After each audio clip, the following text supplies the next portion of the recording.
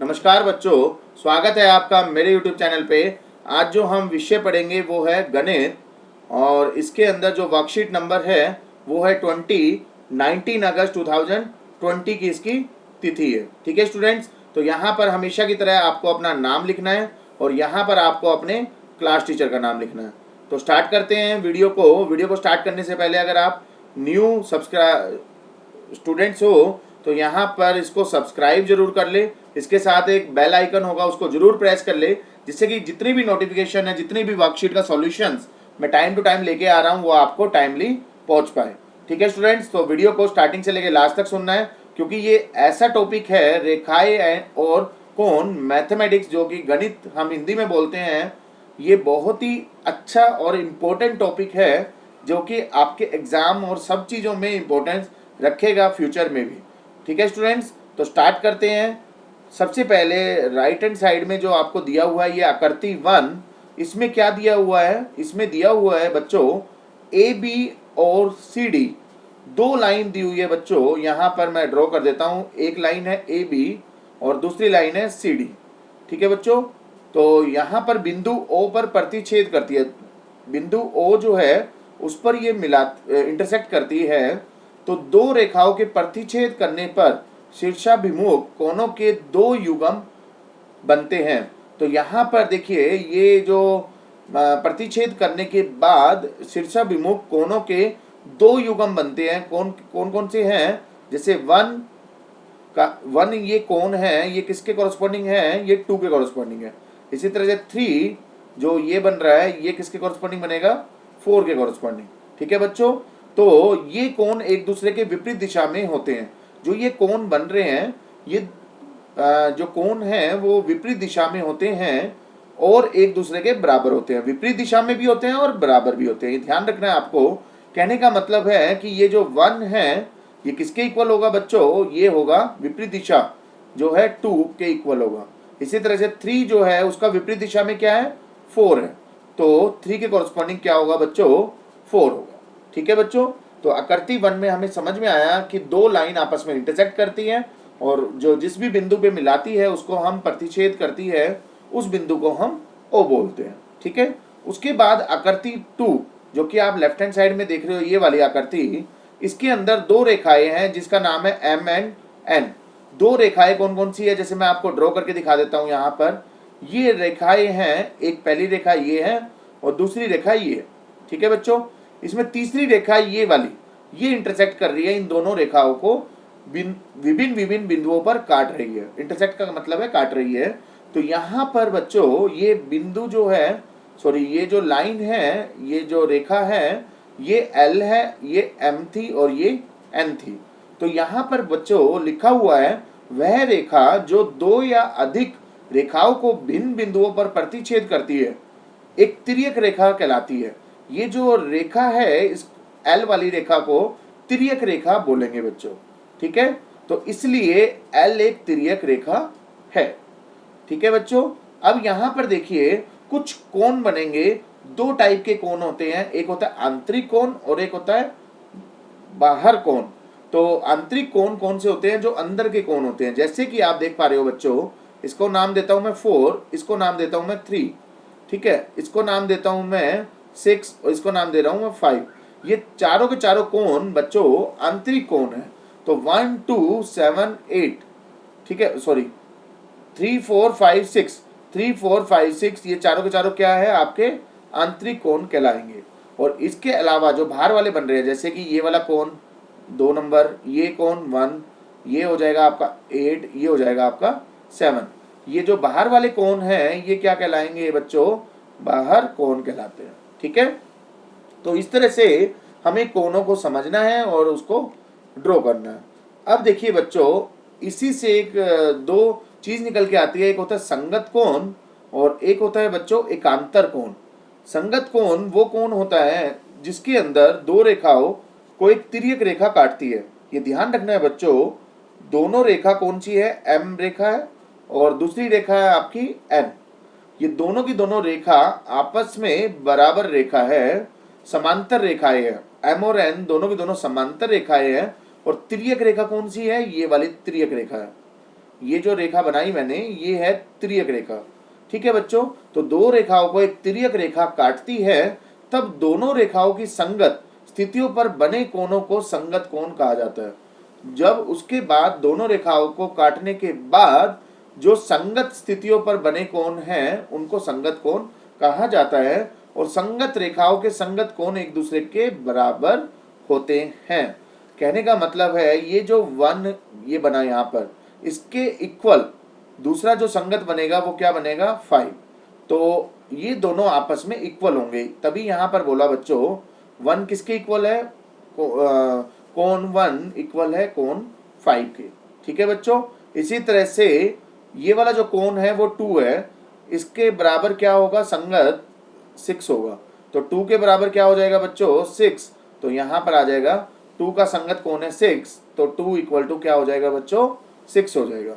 इसी तरह से 3 जो है ये वाला कोण है, 3 के बराबर क्या हो जाएगा संगत कोण 7, तो 3 के बराबर हो जाएगा 7 और 3 का संगत कोण हो जाएगा 3 इक्वल टू हो जाएगा 7 के। इसी तरह से बच्चों 4 के इक्वल है आपका 8, तो 4 का संगत कोण हो जाएगा 8 और 4 के बराबर हो जाएगा 8। ठीक है प्यारे बच्चों, तो इस तरह से संगत कोण हम निकालते हैं और उसके बाद हम समझते हैं एकांतर कोण कौन से होते हैं। सेम ऐसे ही हम ड्रॉ कर रहे हैं और समझेंगे एकांतर कोण कौन से होते हैं।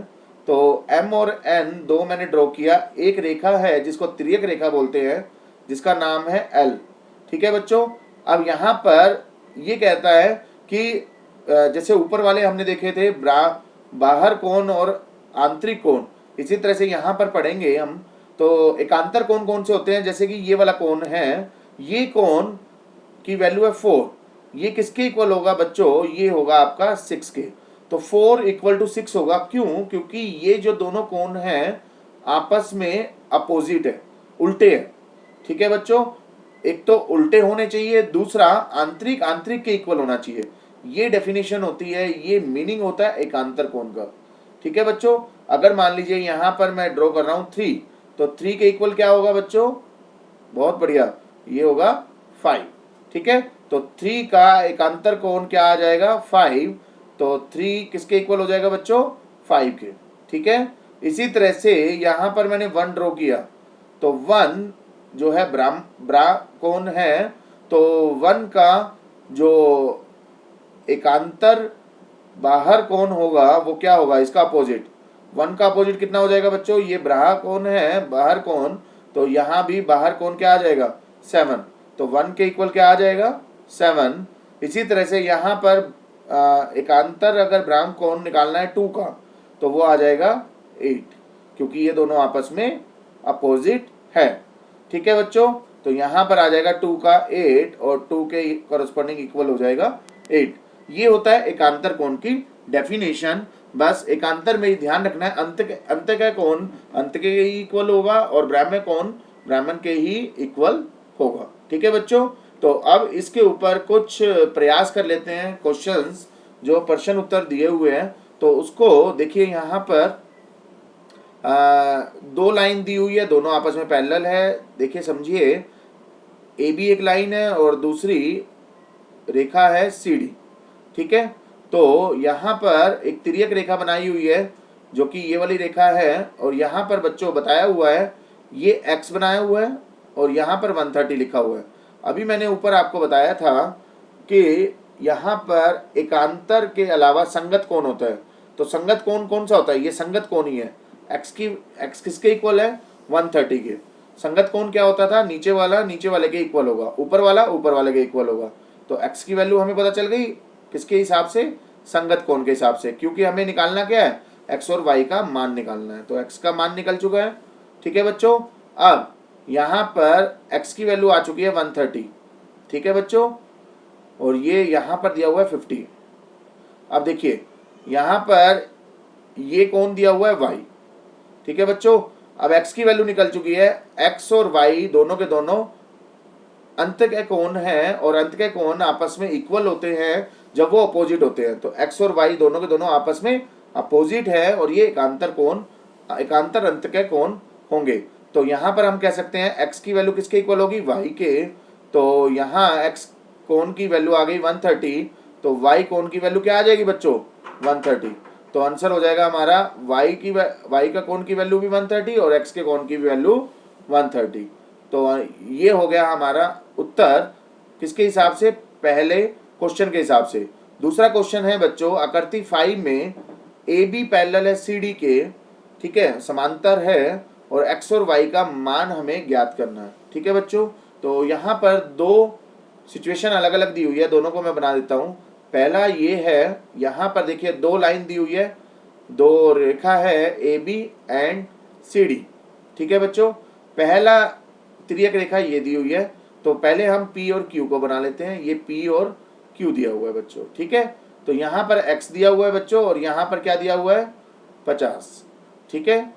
तो ये एकांतर अंत के कोण के हिसाब से x की वैल्यू कितनी आ जाएगी बच्चों, x कोण की वैल्यू आ जाएगी 50 डिग्री। ठीक है जी, एकांतर अंत के कोण। अब उसके बाद अब दूसरी लाइन दी हुई है बच्चों ये वाली, तो ये वाली अगर आप लाइन ड्रॉ करो तो यहाँ पर दिया हुआ है बच्चों y और यहाँ दिया हुआ है 127।